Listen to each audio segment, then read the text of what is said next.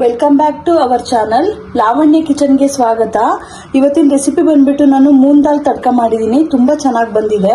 ಇವತ್ತಿನ ರೆಸಿಪಿಲಿ ಇದನ್ನ ಯಾವ ತರ ಮಾಡೋದು ಅಂತ ತೋರಿಸ್ಕೊಡ್ತೀನಿ, ಬನ್ನಿ ನೋಡ್ಕೊಂಡು ಬರೋಣ. ಹೆಸರು ಬೇಳೆ ಹಾಕ್ತಾ ಇದ್ದೀನಿ.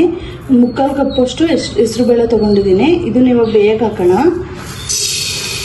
ಈಗ ಎಷ್ಟು ತಗೊಂಡಿರ್ತೀವಿ ಹೆಸರು ಬೇಳೆ ಅದೇ ಇದರಲ್ಲಿ 3 ಕಪ್ ಅಷ್ಟು ನೀರು ಹಾಕ್ತಾ ಇದ್ದೀನಿ. ಉಪ್ಪು ಹಾಕ್ಬಿಟ್ಟು ಬೇಯಕ್ಕೆ ಹಾಕಿ,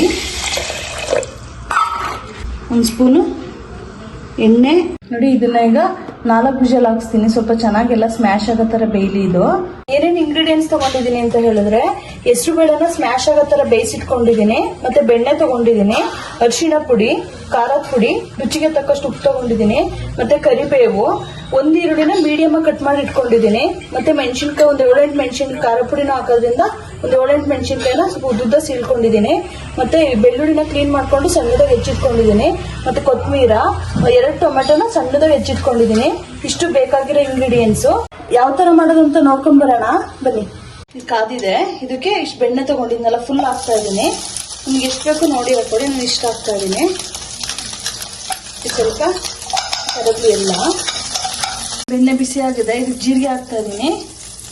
ಇದು ಸ್ವಲ್ಪ ನೀಟಾಗಿ ಸ್ವಲ್ಪ ಫ್ರೈ ಮಾಡ್ಕೊಳ್ಳಿ.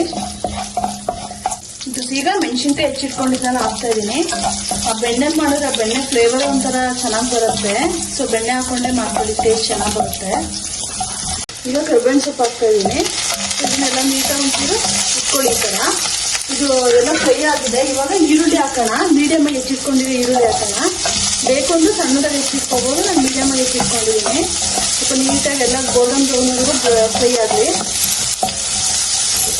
ಇದಕ್ಕೆ ಒಂದು ಚಿಟಕಿ ಅರಿಶಿನ ಪುಡಿ ಹಾಕೊಳ್ಳೋಣ.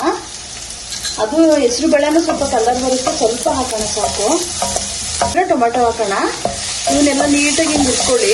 ಇದೆಲ್ಲ ಸ್ವಲ್ಪ ಒಗ್ಗರಣೆಲೆ ಹೆಚ್ಚಿದೆಲ್ಲ ಹೋಗಬೇಕು. ಟೊಮೆಟೊದು ನೀಟಾಗಿ ಫ್ರೈ ಆಗೋ ಥರ ಹುಡ್ಕೊಳ್ಳಿ. ಬೆಂದಿದೆ ಇದು. ನೀವು ಬೇಯಿಸಿಟ್ಕೊಂಡಿರೋ ಹೆಸರು ಬೇಳೆ ಹಾಕೋಣ. ನೀಟಾಗಿ ಸ್ಮ್ಯಾಶ್ ಆಗೋ ಥರ ಬೇಯಿಸಿಟ್ಕೊಳ್ಳಿ, ಚೆನ್ನಾಗಿ ಬರುತ್ತೆ ಅವಾಗ. ಈ ಥರ ಎಲ್ಲ ನೀಟಾಗಿ ಮಿಕ್ಸ್ ಮಾಡಿಬಿಟ್ಟು ಕುದಿಯಕ್ಕೆ ಬಿಡೋಣ. ಸ್ವಲ್ಪ ಹೊತ್ತು ಕುದಿಲಿ. ಇದು ಸ್ವಲ್ಪ ಕುದೀತಾ ಇದೆ. ಇದಕ್ಕೆ ರುಚಿಗೆ ಎಷ್ಟು ಬೇಕು ನೋಡಿ ಉಪ್ಪು ಹಾಕೊಳ್ಳಿ. ನೋಡಿ ನಾನು ಇಷ್ಟು ಹಾಕಿದ್ದೀನಿ. ಹಾಕ್ಬಿಟ್ಟು ನೀಟಾಗಿ ಮಿಕ್ಸ್ ಮಾಡ್ಕೊಳ್ಳೋಣ. ಎಲ್ಲ ಮಿಕ್ಸ್ ಮಾಡಿ ಈ ಥರ. ಅದಕ್ಕೆ ಸ್ವಲ್ಪ ಮೇಲೊಬ್ಬರನ್ನೇ ಕೊಟ್ಕೊಳ್ಳೋಣ. ಅದಕ್ಕೆ ಸ್ವಲ್ಪ ಬೆಣ್ಣೆ ಹಾಕಿ ಇದು ಮಾಡಿರೋದ್ರಿಂದ ಸ್ವಲ್ಪ ಎಣ್ಣೆ ಹಾಕೊಳ್ಳಿ. ಎಣ್ಣೆ ಕಾದಿದೆ. ಇದಕ್ಕೆ ಸಣ್ಣದಾಗಿ ಹೆಚ್ಚಿಟ್ಕೊಂಡಿದ್ವಲ್ಲ ಬೆಳ್ಳುಳ್ಳಿ ಹಾಕೋಣ. ಸಿಪ್ಪೆಲ್ಲ ತೆಗೆದು ನೀಟಾಗಿ ಸಣ್ಣದಾಗಿ ಹೆಚ್ಚಿಟ್ಕೊಳ್ಳಿ. ಸ್ವಲ್ಪ ಫ್ರೈ ಆಗಲಿ. ಆಮೇಲೆ ಇದಕ್ಕೆ ಸ್ವಲ್ಪ ಖಾರ ಪುಡಿ ಹಾಕ್ಬಿಟ್ಟು ಮಿಕ್ಸ್ ಮಾಡಿ ಹಾಕ್ಬಿಡೋಣ. ಈ ಥರ ಮಾಡೋದು ಟೇಸ್ಟ್ ಅಂತೂ ತುಂಬ ಚೆನ್ನಾಗಿರುತ್ತೆ. ಈ ಥರ ಮಾಡ್ಕೊಳ್ಳಿ. ಈ ಮೇಲೊಬ್ಬರನ್ನೇ ಟೇಸ್ಟೇ ಒಂಥರ ಬೇರೆ ಇದು ಕೊಡುತ್ತೆ. ಹಾಕ್ಬಿಟ್ಟು ಎಲ್ಲ ಮಿಕ್ಸ್ ಮಾಡೋಣ. ನೀಟಾಗಿ ಮಿಕ್ಸ್ ಮಾಡ್ಕೊಳ್ಳಿ. ಈ ಥರ 1-2 ನಿಮಿಷ ಕುದಿಯಕ್ಕೆ ಬಿಡಿ ಸಾಕು. ಇದಾಗಿದೆ. ಸಾಂಬಾರ್ ಸೊಪ್ಪು ಹಾಕ್ಬಿಟ್ಟು ಎಲ್ಲ ಮಿಕ್ಸ್ ಹೊಡೆದು ಗ್ಯಾಸ್ ಆಫ್ ಮಾಡೋಣ ಸಾಕು. ಸೊ ರೆಡಿಯಾಗಿದೆ. ಫೈನಲಿ ಮೂಂಗ್ ದಾಲ್ ತಡ್ಕ ರೆಡಿ ಆಗಿದೆ. ಇದು ಇವತ್ತಿನ ರೆಸಿಪಿಲಿ ನಾನು ಯಾವ ತರ ಮಾಡೋದು ಅಂತ ತೋರಿಸ್ಕೊಟ್ಟಿದ್ದೀನಿ. ನಿಮಗೆಲ್ಲ ಇಷ್ಟ ಆಗಿದೆ ಈ ವಿಡಿಯೋ ಅಂತ ಅನ್ಕೊಂಡಿದ್ದೀನಿ.